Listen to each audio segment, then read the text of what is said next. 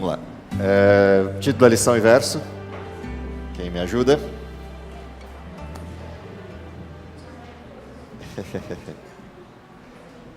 Quem quiser. Ok. Nesse tempo se levantará Miguel, o grande príncipe, o defensor dos filhos do teu povo, e haverá tempo de angústia, qual nunca houve, desde que houve nação até aquele tempo. Mas naquele tempo será salvo o teu povo, todo aquele que achar isso que não é. Esse é Daniel 12, a gente volta para ele daqui a pouco. Vamos para os objetivos da lição. O que a gente tinha para aprender durante essa semana, qual era o sentimento que esse aprendizado deveria provocar e como isso mudaria a nossa prática. Então vamos lá, os 3 objetivos estão lá no finalzinho da lição, depois de sexta-feira. Quem me ajuda? O primeiro objetivo, conhecimento. O que a gente tinha para aprender essa semana? Saber identificar os poderes históricos representados pelas duas bestas e reconhecer os eventos associados a elas. Portanto, tem 2 objetivos aqui. Um deles de característica histórica, ou seja, entender quem são esses poderes manifestos no texto de Apocalipse, capítulo 13. Há 2 blocos no texto e 2 apresentações metafóricas no texto. Uma que é um animal que sobe do mar e um animal que sobe da terra, chamados em algumas versões de bestas, outras de animal. Tanto faz, é só uma metáfora de 2 animais que surgem de lugares diferentes, representando poderes nessa visão do capítulo 13 de Apocalipse. A primeira coisa é descobrir que poderes são esses. A segunda coisa é que eventos estão ligados a esses 2 poderes em cada uma das suas fases históricas, apresentadas nesses 2 blocos do capítulo 13. Uma vez entendido quem são os poderes e as suas representações e os eventos associados a eles, vem o segundo objetivo, que sentimento deveria ser provocado em nós pelo conhecimento desta informação. Sentir a seriedade dos temas em questão e controlar os sentimentos na adoração. Ou seja, 2 questões de novo. O sentimento que deveria ser provocado em primeira instância em nós é entender a seriedade do momento. Entender que os eventos retratados ao redor desses 2 poderes têm uma abordagem de impacto sobre a gente, e essa abordagem de impacto sobre a gente é séria, não é brincadeira. A segunda questão, ou seja, o segundo objetivo que a gente tem dentro desse mesmo sentimento a ser provocado é a gente perceber que o ponto que está sendo alterado nos eventos que circundam esses 2 poderes é um modelo ou a forma de adoração. E a preocupação central aqui é que a gente perceba que existem sentimentos que precisam ser controlados na adoração. Em outras palavras, a adoração não é um ato passional. A adoração não é um ato ligado a elementos sensitivos como ponto central ou ponto fulcral da adoração. E no momento, sentimentos. E no momento, sim, passionalidade. Ou seja, o foco do momento em que vivemos e que distingue modelos de adoração é uma adoração com o foco na estrutura sensitiva, elementos sentimentalistas, estruturas que mexem com os sentimentos, versus um outro formato de adoração que mexe com a racionalidade, a capacidade de escolher, a livre escolha e o pensamento puro racional. A pergunta é, por que nesse objetivo de sentimento tem essas 2 coisas? Entender que o momento é sério pelos eventos e entender que há uma discussão sobre adoração e parte dessa discussão envolve essa questão, controle dos sentimentos no processo de adoração. Isso é importante de se perceber também. Qual é a prática? O que deveria mudar na nossa prática a partir do processo de conhecimento desses 2 fatores? O processo histórico e os eventos e os sentimentos resultantes desse conhecimento deveriam mudar a nossa prática em que direção? Documentar evidências que demonstrem o cumprimento das profecias e encontrar mais razões para confiar no Deus que controla a história. Ou seja, quando as profecias ocorrem, eu olho para trás e o que eu vou percebendo?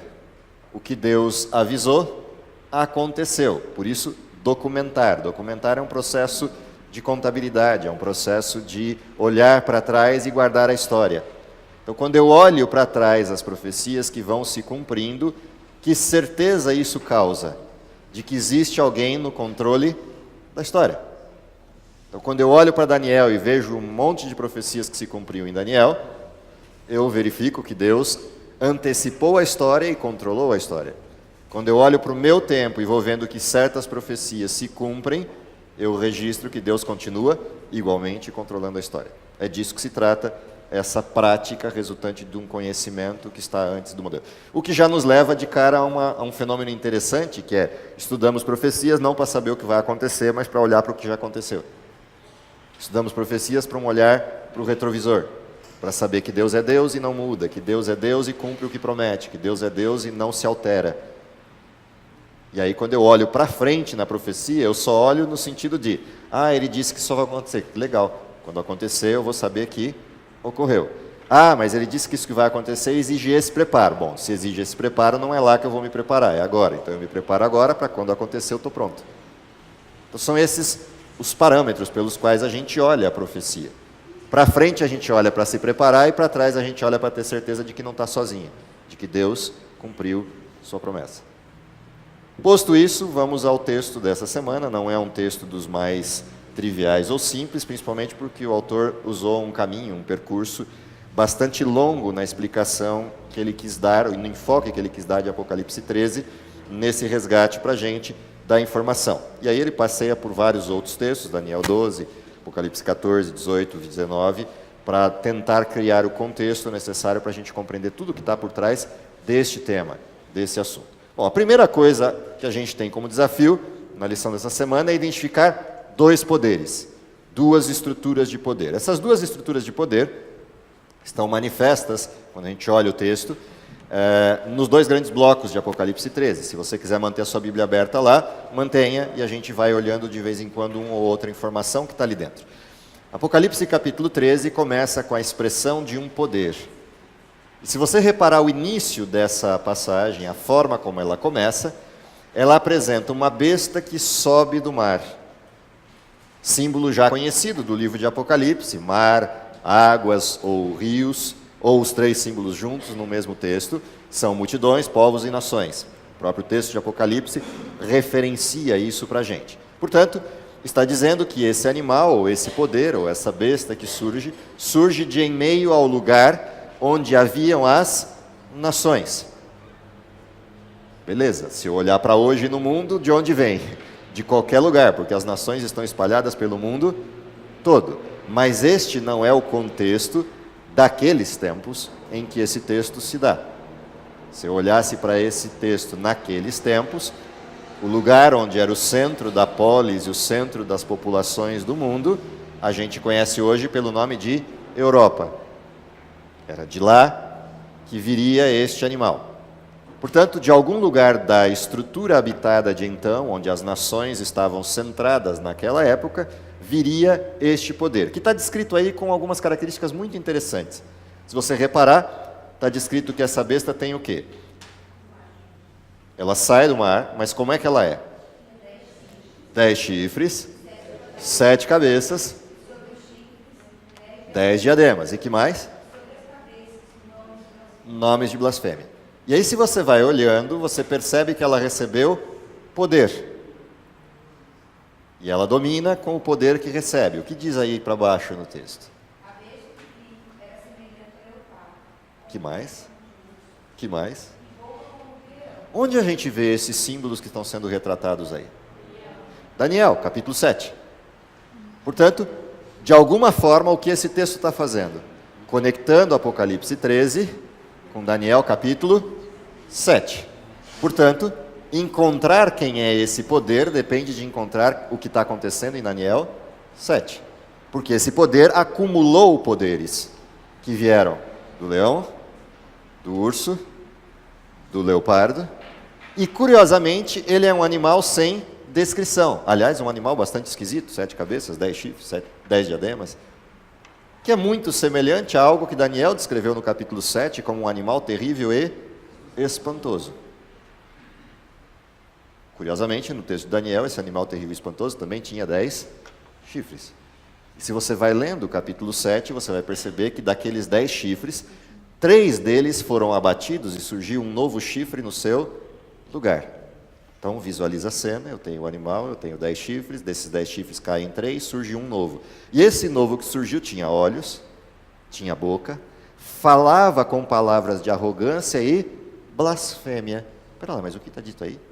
Que tinham nomes de blasfêmia neste animal, nas cabeças deste animal. Ou seja, parece que o livro de Apocalipse pegou tudo que estava em Daniel 7, pôs num liquidificador e ligou.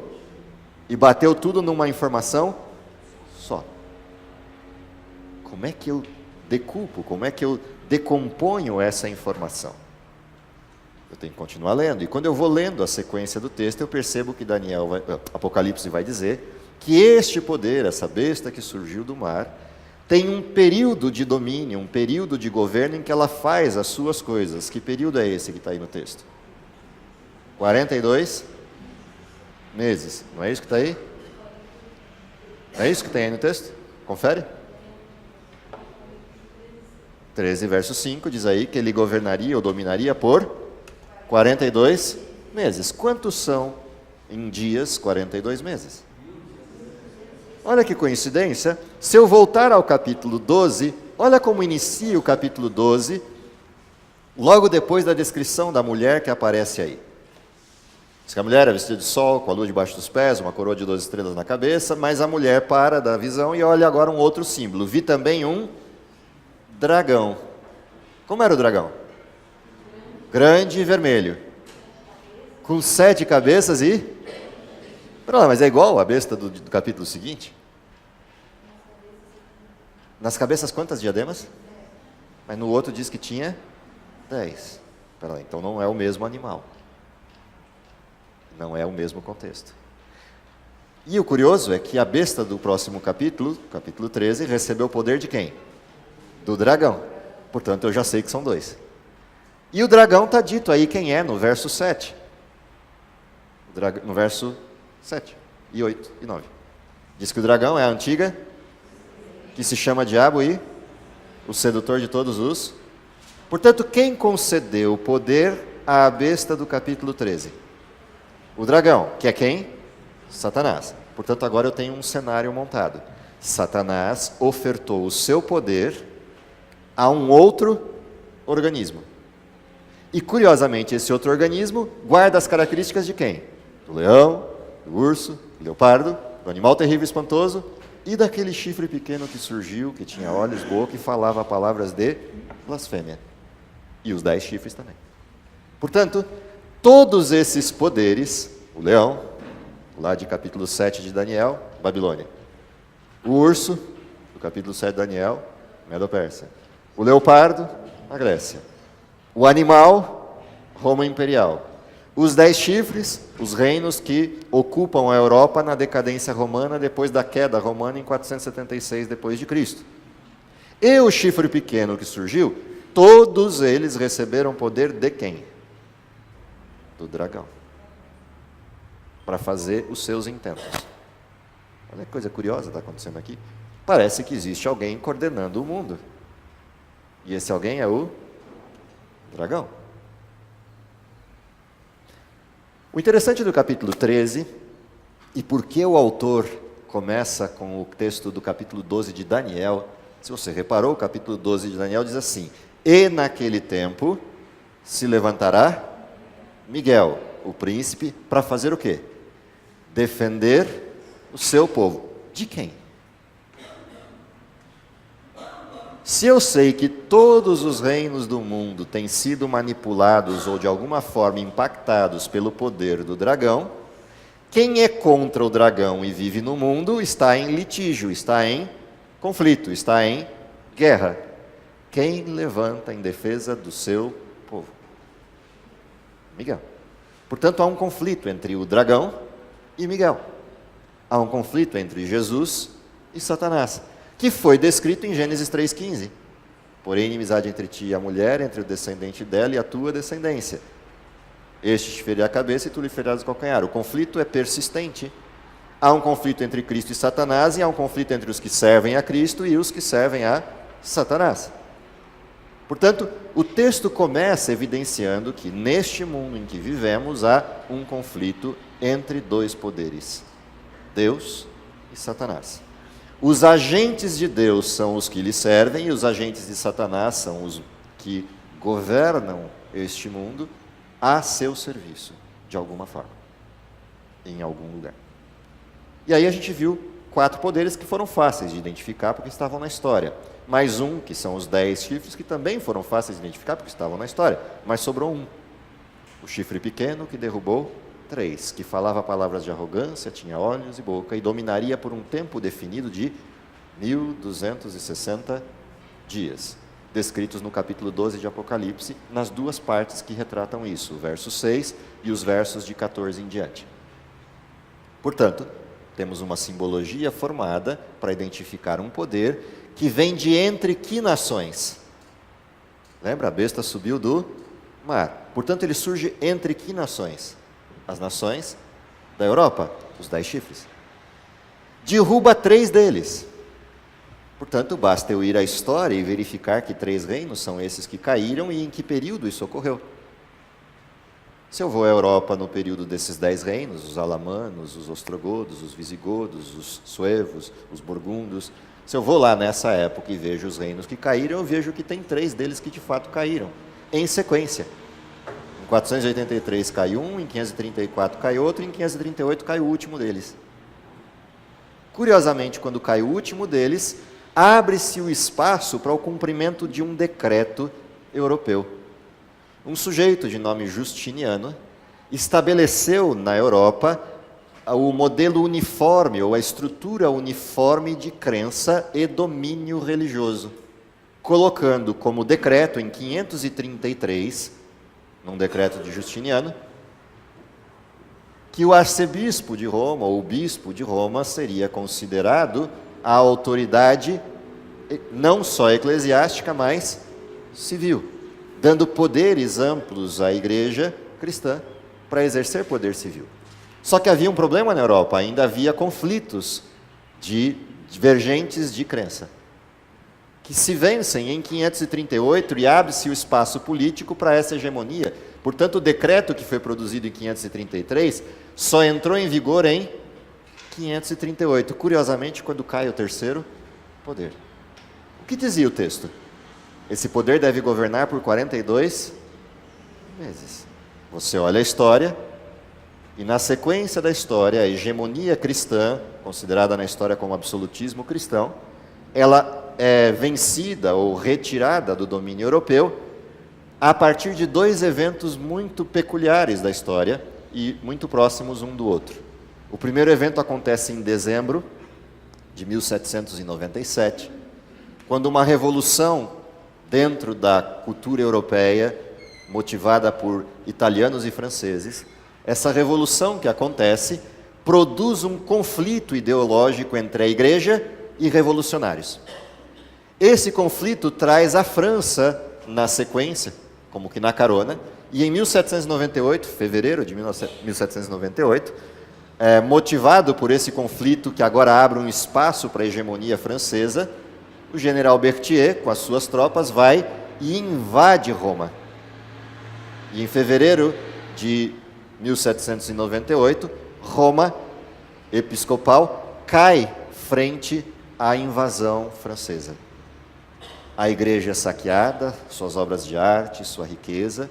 O bispo de Roma vai ao exílio, lá morre no ano seguinte, e a partir desse momento não há mais o domínio absolutista na Europa, e a França exerce a partir de então o seu domínio.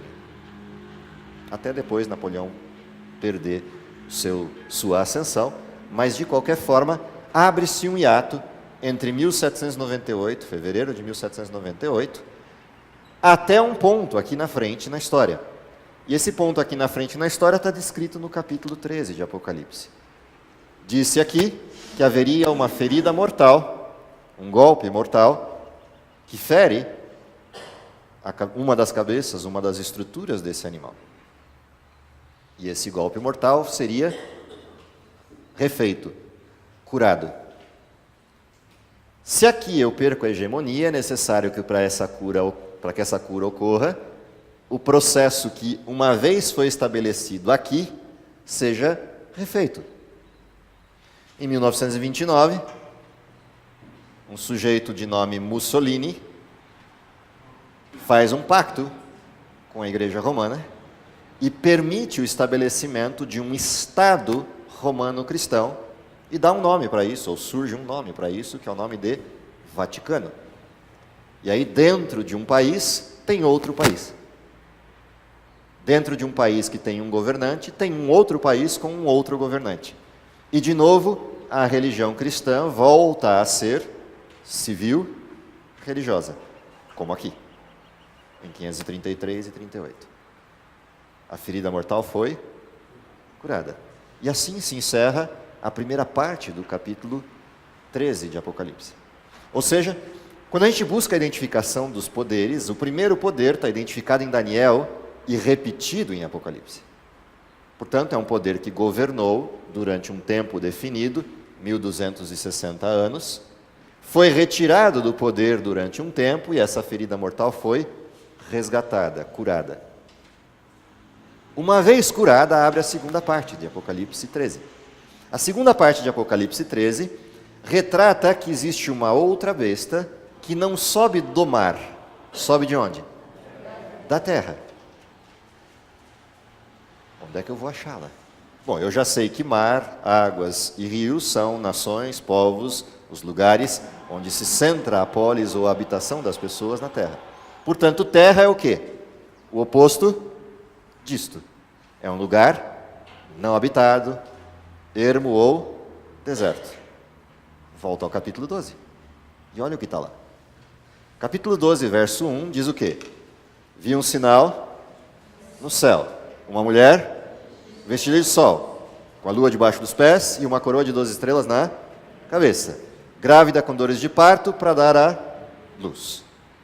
Você vai lendo o texto e aparece um dragão. E o dragão vai atrás da mulher a fim de devorar o seu filho. Mas quando ele está prestes a fazer isso, seu filho é retirado e vai para junto de Deus no seu trono. Verso 5. Quando eu chego no verso 6, o que diz aí? A mulher foi para onde? O que estava lá no capítulo 13? A besta subiu da terra.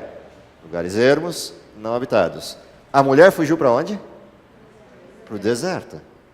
Lugares ermos e não habitados. E lá ficou protegida por quanto tempo? Olha que coisa interessante está acontecendo aqui. No texto do capítulo 12 existe um conflito entre o dragão e a mulher. E o filho da mulher. No texto do capítulo 13, aparece quem agia em nome do dragão e governaria por 42 meses. Portanto, quem é que perseguiu a mulher? Foi o dragão ou foi quem exerceu poder por ele? Óbvio, foi quem exerceu poder por ele. Por que eu sei disso? Quando você vai lá perto do verso 14, dá uma olhada a partir do 14 no capítulo 12. Veja o que está lá. Se alguém puder ir lendo.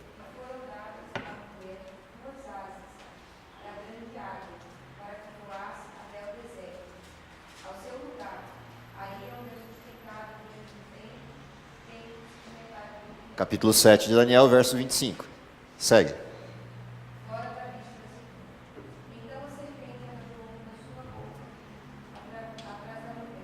O quê?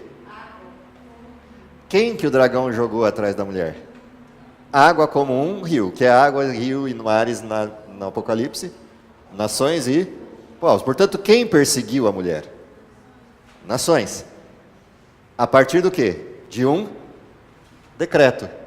Quem rejeitou esse decreto passou a ser o quê? Motivo de perseguição. Se você olha a história da Europa, isso está retratado lá. Se você for visitar a Europa, você vai encontrar isso por todo canto. As pessoas fugindo da estrutura absolutista medieval. Para onde fugiram? Para vários lugares. Inicialmente, foram fugindo das cidades para as montanhas e os lugares pouco habitados da Europa. Piemonte, na Itália, lugares mais distantes do que isto. Alguns deles que tinham mais condição ou mais possibilidade de acesso, Ao perceber que na Europa começavam a acontecer as navegações, e isso é pouco mais à frente na história, perto dos anos 1200, século XIII, século XIV, o que eles percebem? Existem outros lugares no mundo que não só a Europa. Alguns deles pegam navios e vão habitar a região sul-africana, e você vai encontrar huguenotes cultivando vinhas na região do sul da África, fugidos das perseguições da Europa. E você encontra países, estruturas protestantes, núcleos protestantes no sul da África. Cabo é um dos exemplos. Mas não foi só para lá que eles fugiram. Em 1498, um sujeito chamado Colombo descobre um novo mundo.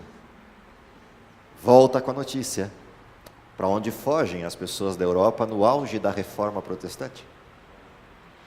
Uma vez que existe o novo mundo, eles começam a entrar em navios e vão para uma terra promissora. E curiosamente não vão para lá para colonizar, eles vão para lá para morar. Vão pousando nas suas naus, nos seus navios na região de Boston, chamada hoje, apelidada até hoje de Nova Inglaterra, e ali vão se espalhando, formando o que a gente conhece como o primeiro país protestante do mundo. E a mulher fugiu para o deserto. E lá ficou fora da vista da serpente, protegida por Deus por 1260 anos. Quando a gente olha a história, ela vai se cumprindo pedaço a pedaço em todas essas fases. Mas diz que esse poder seria retirado, e foi, em 1798, exatamente quando vence o prazo, mas depois seria refeito. E aí, da terra surge outro poder. Uma besta que sobe da terra. Onde era a terra? América do Norte. O lugar para onde fugiu a mulher. E o que faz essa besta? O que diz o texto? Ela oferta à primeira besta o seu poder, obrigando e fazendo com que todos os homens da terra sirvam e adorem a primeira besta. E a ela constrói uma imagem. Olha o que está acontecendo. Eu tenho um poder político-religioso e um poder nação, que confere ao poder político-religioso a mesma situação de conforto e hegemonia que foi conferida aqui. Um poder de nação que confere por decreto um poder ao poder civil-religioso de domínio absoluto na Europa. A mesma coisa vai ocorrer de novo. A ferida mortal é curada, portanto, reconstitui a estrutura civil-religiosa, mas ela precisa ter domínio. Qual é a nação que domina o mundo? Alguém tem dúvida? Qual é a nação que move o mundo? Alguém tem dúvida? Se tem dúvida, abre os jornais de economia dos últimos 2 meses. Uma pessoa está mudando a economia do mundo inteiro, com alguns pequenos decretos de hegemonia nacionalistas. Todos os países do mundo, o dólar disparou, inclusive o nosso. O nosso por 2 motivos, isso e mais os nossos. Mas, no caso dos outros, só o motivo externo. O dólar está voltando para a sua fonte. Todos os aplicadores do mundo voltaram a depositar dinheiro na América, porque a América está pagando 3% de juros ao ano, e em dólar. Todas as barreiras de proteção possíveis de se levantar sem alterar a estrutura americana estão sendo levantadas, sejam elas de imigração, sejam elas de economia. E em uma questão de um curtíssimo espaço de 6 meses, a América já está batendo recordes para baixo de desemprego. Já está beirando os 4% e em tendência de queda. Já é, de novo, o país hegemônico do mundo. Passou por um balanço aí de 8 anos, num reinado social-democrata, mas já em 6 meses voltou ao prumo. Onde estão as organizações das Nações Unidas? Em que lugar? Onde fica isso? As Nações Unidas, pela paz do mundo, pela ordem do mundo, pelo discurso de integração dos povos, fica em que lugar? É regida por quem? Há uns anos atrás, uns 4 anos atrás, naquele momento do conflito com o Oriente Médio, se questionou o autoritarismo americano na intervenção e a necessidade da América se retirar de ter essa mão forte de contrariar ou até coordenar as coisas na ONU. E qual foi a resposta da América, vocês lembram? Depois que isso passou? A resposta da América foi: não há nenhum problema da gente se retirar, desde que vocês mostrem um poder do mundo que é capaz de manter a ordem e a paz no mundo. A hora que isso for possível, a América se retira com todo prazer, mas enquanto isso não for, faremos o nosso papel. O que eu estou dizendo? Meus amigos, baixa a guarda, porque quem manda aqui sou. O que acontece na América? A lição trouxe esse tema na quarta-feira, se a minha memória não estiver me traindo, no finalzinho da lição de quarta. Pela primeira vez na história, entre 1498 e 2015, portanto um tempo bastante razoável, pela primeira vez nesse tempo de história, a América aceitou receber o bispo de Roma como chefe de Estado. Por que as pessoas foram para a América? Fugidas de quem? Do absolutismo medieval. A mulher fugiu para o deserto. É natural que a mulher que fugiu para o deserto não reconhecesse a autoridade, nem civil e nem religiosa, daquele que a obrigou a fugir. Em 2015, o que ocorre? A América baixa a guarda pela primeira vez e recebe como honrarias de Estado o chefe do Vaticano como governante e não um poder religioso. E lhe dá voz no Senado, no Congresso, na ONU, na Casa Branca. E você interliga pela primeira vez na história os poderes. Não é à toa que a lição trouxe esse evento à tona. E não é à toa que a lição faz uma proposta: documente profecias. Não é para ficar fazendo filigrana de continha de profecia, porque não é disso que se trata. Mas é para perceber que aquilo que parecia improvável, que é a América baixar a guarda e aceitar como chefe de Estado e com honrarias de Estado um poder que foi o motivador do surgimento da América, motivador antagônico, mas como motivador, e aceitar recebê-lo. Nas 4 casas que regem o mundo. 3 que regem a América e 1 que rege o mundo. E sobra espaço para a segunda parte do capítulo 13. O espaço para você poder fazer um acordo de interligação entre 2 poderes que pareciam improváveis: a América e o Vaticano. Aqui para a lição, porque a gente tem um olhar para frente que não ocorreu e, portanto, não tem por que olhar para frente. A gente sabe o que vai acontecer, mas não sabe como vai acontecer, portanto, é inócuo olhar para frente.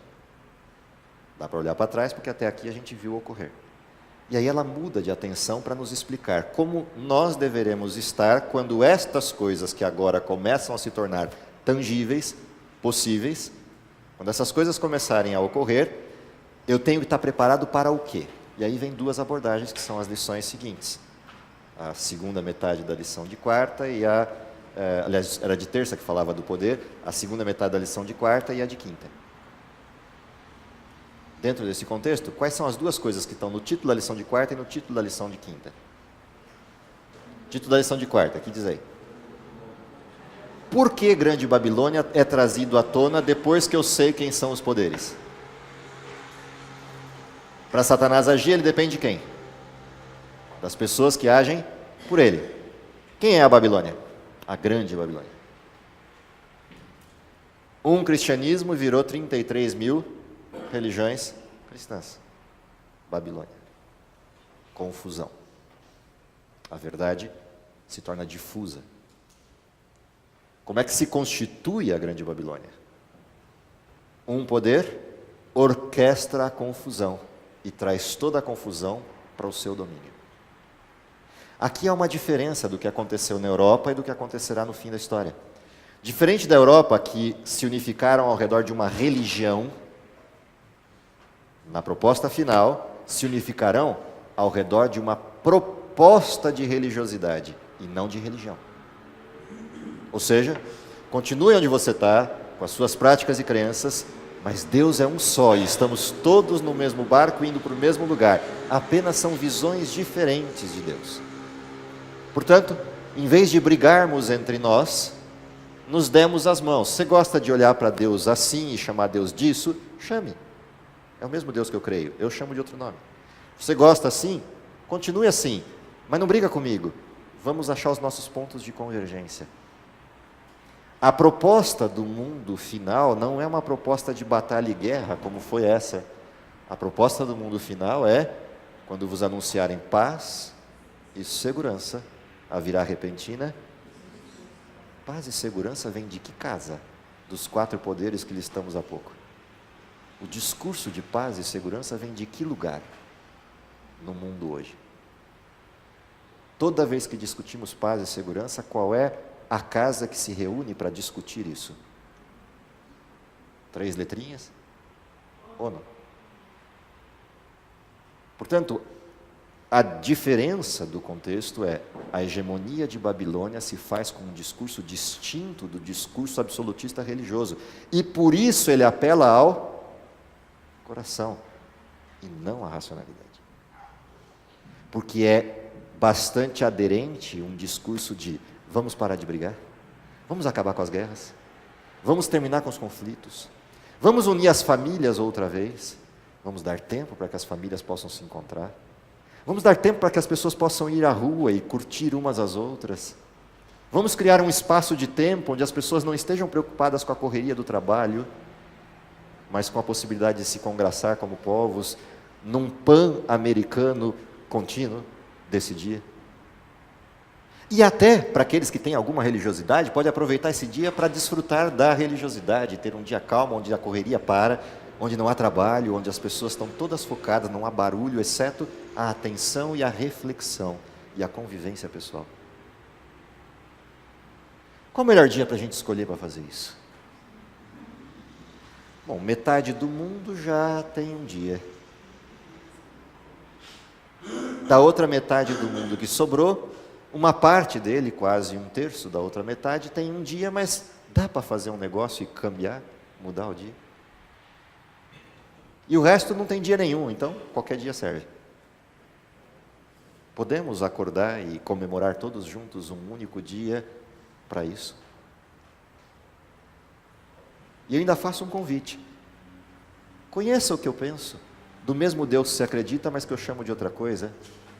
Você chama de Alá, eu chamo de Deus. Você chama de Buda, eu chamo de Cristo.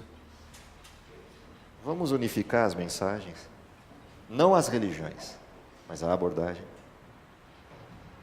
Eu faço uma oração ao Deus que eu chamo do meu nome, você é o Deus que se chama do teu nome, e a gente faz um grande samba aqui, de ecumenismo, para congraçar os povos, acabar com os radicalismos. Como soaria esse discurso a um mundo que está no caos? A um mundo que vive ameaçado pelo medo de um maluco pegar uma arma e sair disparando, ou entrar com um carro no meio de uma praça, ou atravessar uma rua e ir matando um monte de gente. Como esse apelo chegaria ao coração do mundo? Agora inverte isso. Como é que você acha que o mundo olharia se eu levantasse na hora que esse apelo fosse dito e dissesse, está tudo errado? Não é assim que se constrói paz. Construção de paz implica em você abrir o texto, e só esse texto é verdadeiro, e só essa verdade é a que vale. Quem se torna o radical fundamentalista? No meio de um discurso de integração dos povos. Entendem do que está sendo falado aqui? Quando o texto promove que, nos objetivos da lição, na parte dos objetivos de sentimento, que eu tenho um lado do olhar que decorre do conhecimento histórico, mas eu tenho um outro lado do olhar que é, existe uma batalha por adoração e eu devo controlar meus sentimentos, é que o apelo de um discurso desse que eu estou falando, que é um discurso social, é muito forte aqui.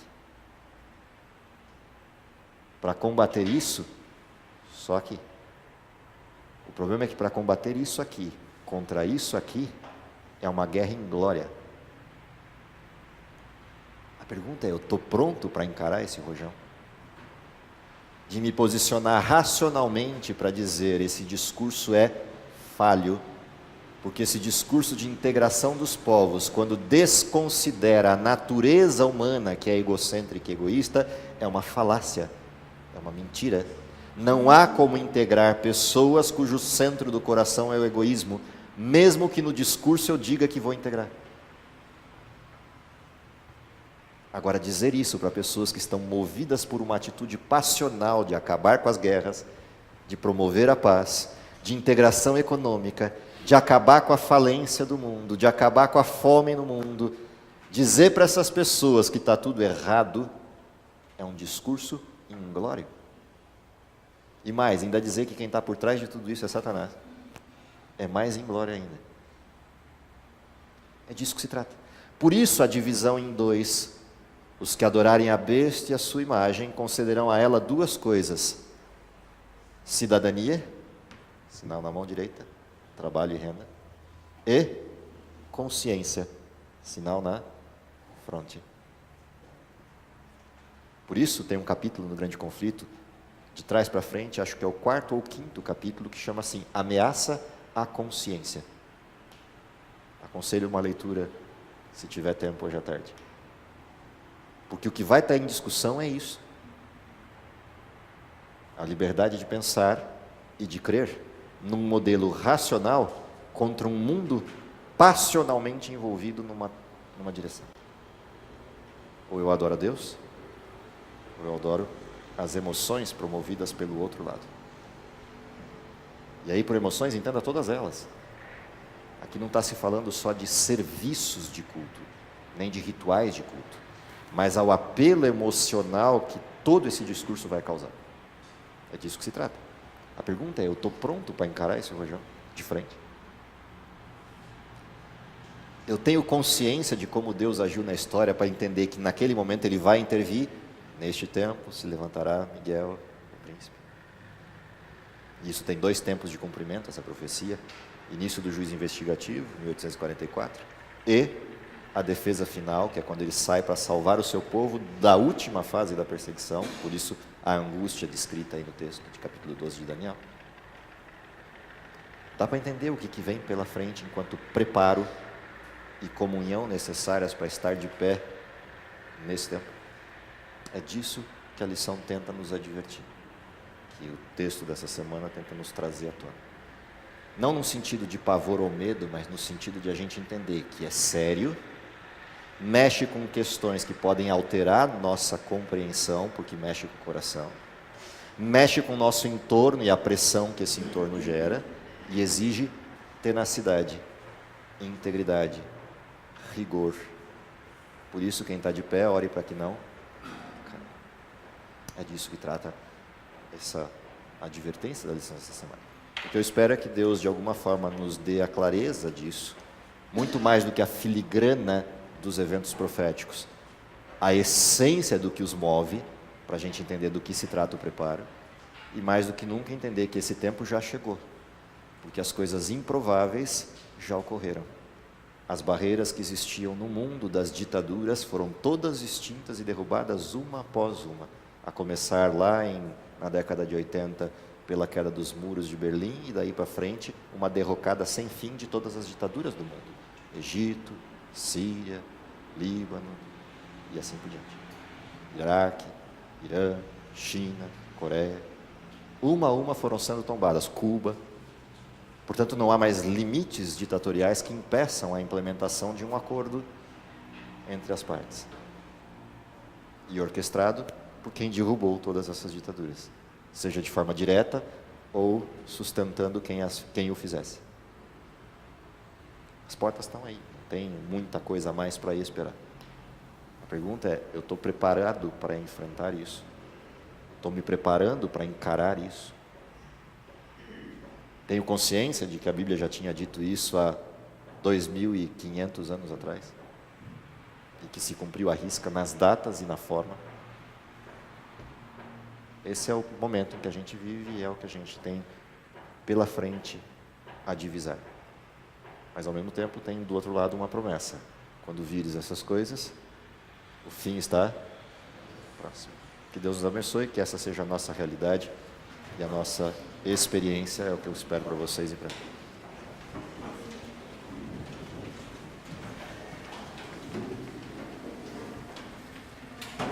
Vamos orar? Querido Pai, está nos céus, te agradecemos em primeiro lugar pelo sacrifício maravilhoso do Teu Filho que nos abriu a possibilidade de um retorno para casa. Te agradecemos porque nunca deixastes esse mundo à deriva. Desde o início da história do pecado, no começo de todas as coisas, já havia provisão para a salvação e a descrição do conflito.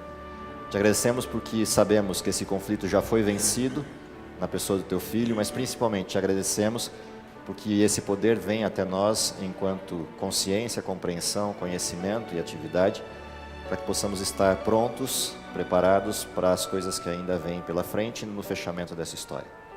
Te agradecemos porque podemos fazer parte da última fase da história desse mundo, mas te pedimos poder dobrado para que possamos suportar tudo isso. Dá que esse tempo seja breve e que, se possível, ainda possamos vê-lo voltando em nossa geração, é o que lhe pedimos por Jesus. Amém.